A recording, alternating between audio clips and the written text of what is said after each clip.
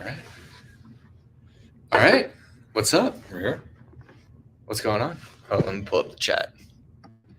All right, cool. So this is our first episode of what we call Sales Leadership Ascension, and it's specifically geared towards sales leaders, executives, business owners who manage, run sales teams.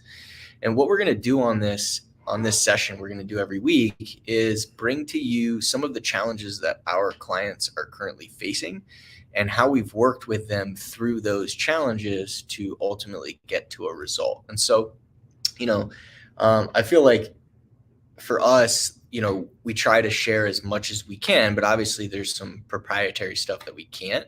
But for this particular session, we're going to be really bringing to you the challenges just without the names, and then how we went about solving those, because I can tell you right now, the same challenges that some of the sales leaders that we work with are facing are the same challenges that they're facing with your clients, and across the board with a lot of the clients that we have. So super excited about this. By the way, this is Mr. Zach Carlin. He's our head coach at Next Play, and coaches our biggest and most powerful clients to success, and has so many great reviews. So what's our first topic for today?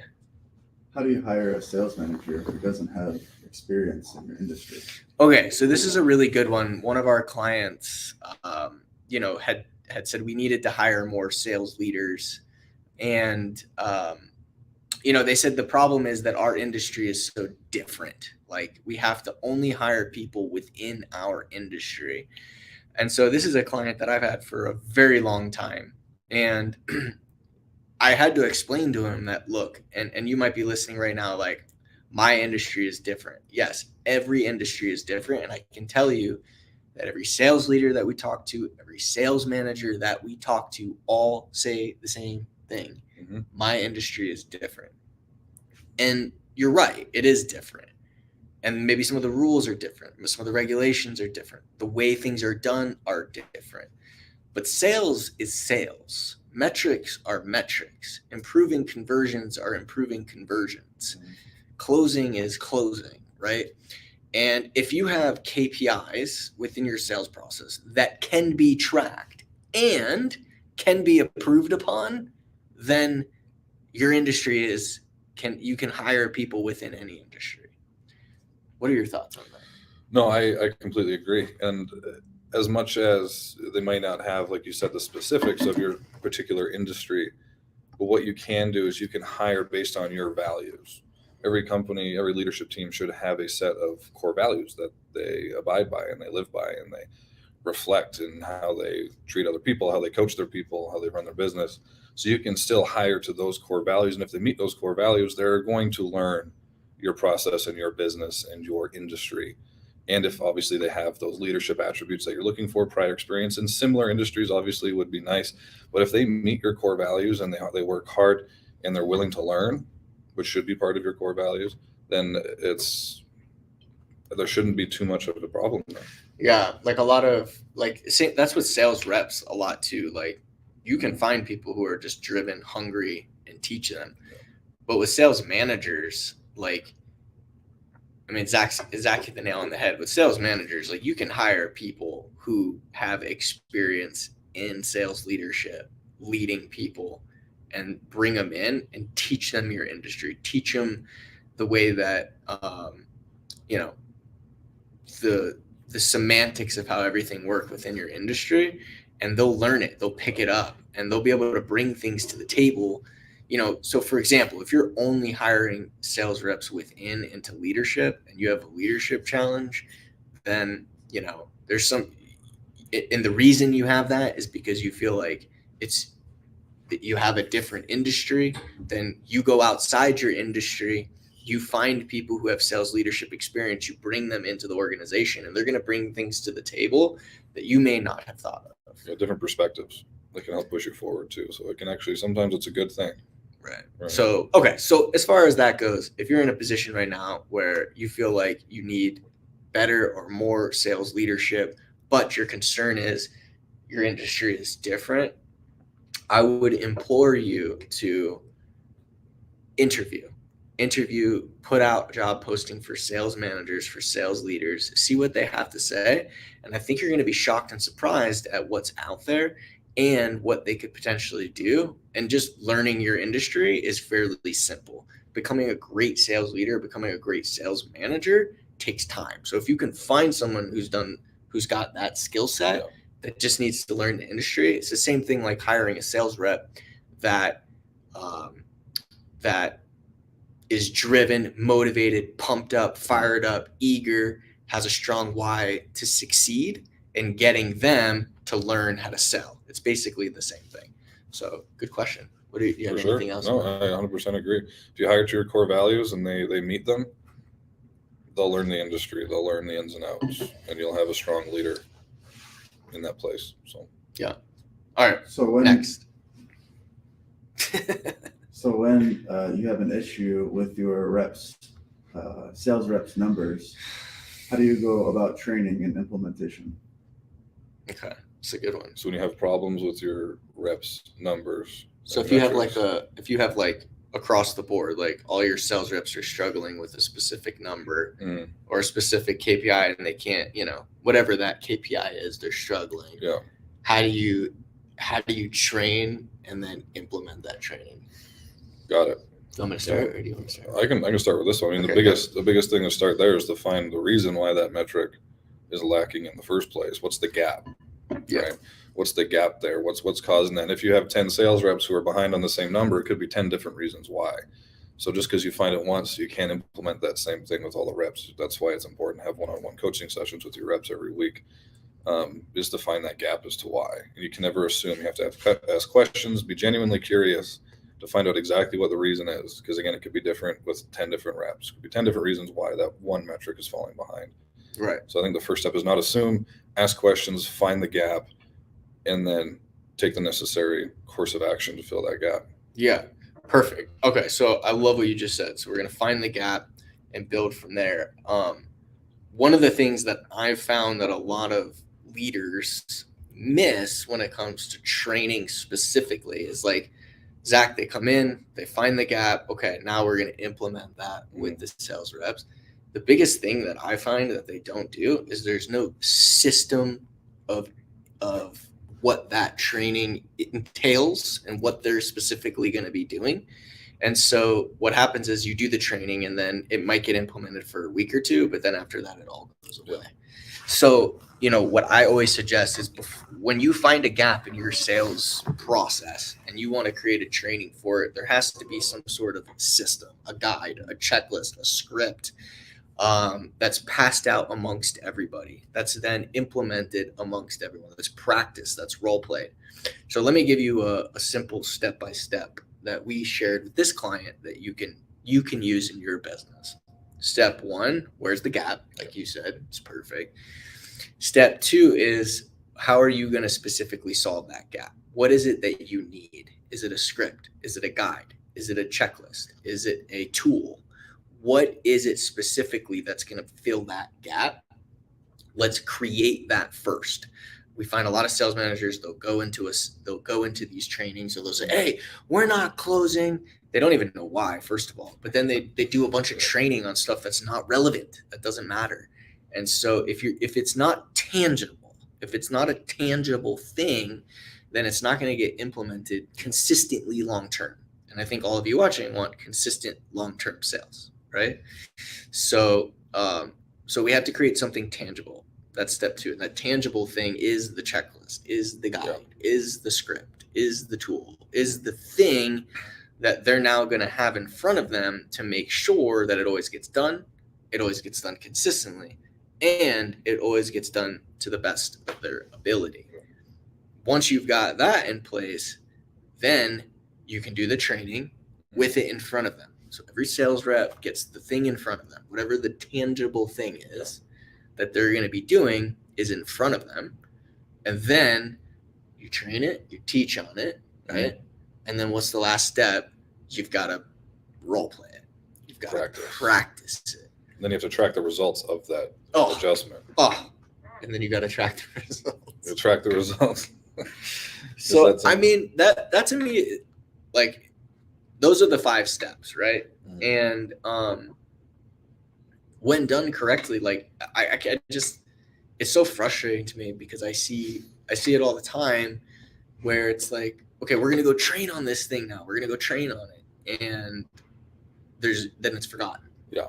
Because there's nothing tangible, or it's trained upon, and maybe there is some tangible, but it wasn't practiced, and so Yeah. then what happens? They're not good at it. Right? Yeah, the biggest thing when you do make adjustments is to follow up on those adjustments. And again, it could be the consistent role playing, consistent practicing, consistent check-ins, and then measuring the results. So first of all, are they making those adjustments? Are they actually following through with those adjustments? Are they improving upon those adjustments? And then what are the results from those adjustments?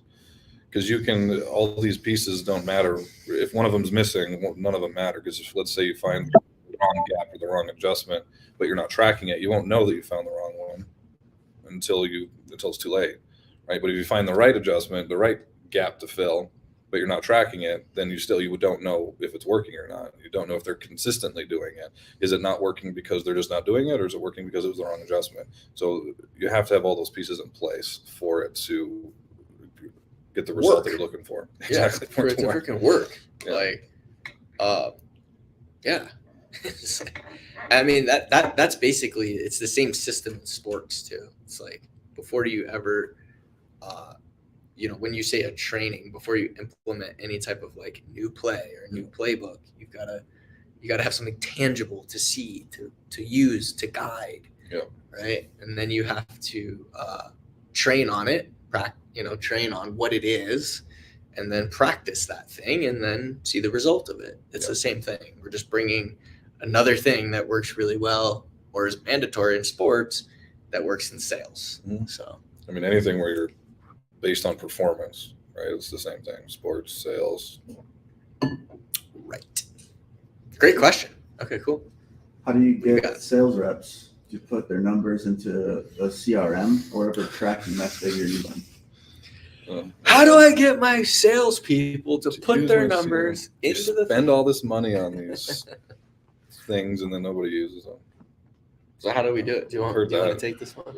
I've heard that. How many times have we heard that? I mean, I'll start it off. I mean, it starts with getting them bought in as to why this process or this CRM is going to help them make more money or achieve their why. And that's why it's also so important to know the why behind all your reps. So why are they doing this? What's their motivation? Sure, it might be just money for some of them, but there's deeper reasons for that. And then once you have that, is how are those new tools, how is that CRM, them putting in their numbers, how is that going to help them make more money and in turn get what they want? So let's just pause there for a second, because I think like you actually hit on something and we kind of brushed over it really quick, and that's like the reason for them. Yeah. Right. Their expectations. A lot of people will complain about complacency, and then you'll ask them, well, why is the sales rep complacent, or what does that sales rep actually want? Yeah. And then they have no idea. Yeah. So I think you just hit on like a really important thing that a lot of people are missing, which is like, what's the reason for the sales rep? Yeah. Why should they put in extra work? Why should they make the extra 100 calls a day? Why should they put all their stuff in the CRM? As a leader, you need to know what actually is motivating them, what actually is pushing them forward, what's their why. Because again, a lot of it's about buy-in, right? They have to be bought into the process, bought into wanting to grow, wanting to improve, and wanting to use all these processes and systems that at the end of the day is going to help them get what they want. Right. But I mean, I get it, right? If you're a sales rep and you're doing okay, you're doing well, like you're comfortable, but now all of a sudden you have to do all this extra stuff. I got to track all these extra numbers. I mean, that could be. Could be, but then you have to refer back to the core values, right? Yeah. If you have a core value that's grow or die, or being humble or moving forward, and that grow die is my favorite one. Grow die by far is my favorite one. Then that means they're not meeting your core values anymore. And that's a different conversation. But also, that's why it's important to have that conversation a lot and often. Sometimes they just have that conversation when you're hiring a rep or a manager. You're finding out their why. Why are they doing this? For your family, for financial freedom, whatever their why is. You only have that conversation once. When that's something that really should be over communicated. It should be something that you're having, whether it's quarterly, monthly, that should always be in the top of their head of why they're doing this. And it's your job as their leader to always be not letting them off the hook, not letting them settle. Yes. You don't want somebody, just because when they initially start with you, they're going to be able to buy a house. 5 years later, they can buy the house. They're comfortable, complacent. It's your job over the course of those 5 years to keep pushing them forward. You want a house? How about 2 houses, or whatever their motivation is? Right? That'd be cool. But it's your job as their leader, again, to not let them settle, right? And if you fail at that and you don't do that consistently, then you're going to run into some complacent reps in the long term, for sure. Yeah. I mean, just in general, like, most people settle for less, and sales reps are the best at selling you on why the reason they're not successful is everything else but everything but them. It's the leads, it's the whatever, it's everything else. Yeah. Right. And I think, like, the sales manager title to me is the issue. You're a sales leader, and leader consists of training, coaching, accountability, ascension, improvement, like taking somebody from where they are to where they want to go. Right. Mm-hmm. And if we don't know where they want to go, then we can't take them to that place. Yeah. Right. And I think, like, so many people are missing that. So it's really important. And if you're in a leadership right now and you have salespeople on your team, and we were to ask you, what specifically do the sales reps on your team want to achieve in their life? Do you know that answer? And the monetary goals and the non-monetary goals, mm-hmm. right? Like, yeah, what are the monetary goals? And not like the goals that are given to them by the organization, but like, what is their specific monetary goals? And then from there, what are their non-monetary goals? Like, what will this role do for them? Yeah. Yeah. And I think that's another link you hit on a good point too, is that sometimes the leaders, they hold them to whatever standard that is preset by the organization, as opposed to what they can set for themselves. A lot of times what they set for themselves is a lot higher than the goals that the organization has for them. So if you have a quota that you have to meet, and it just that just gets you by, you're just not getting fired at that point if you're hitting that quota, right? But if you set these standards and you don't let them settle, and you set these goals, these life goals with your reps, a lot of times that standard's a lot higher, and you're going to have a very successful team if you do that. Right. I love that. And then so why put the numbers in? Why take the extra 10 to 15 minutes to complete an end of day, which we highly recommend for everyone?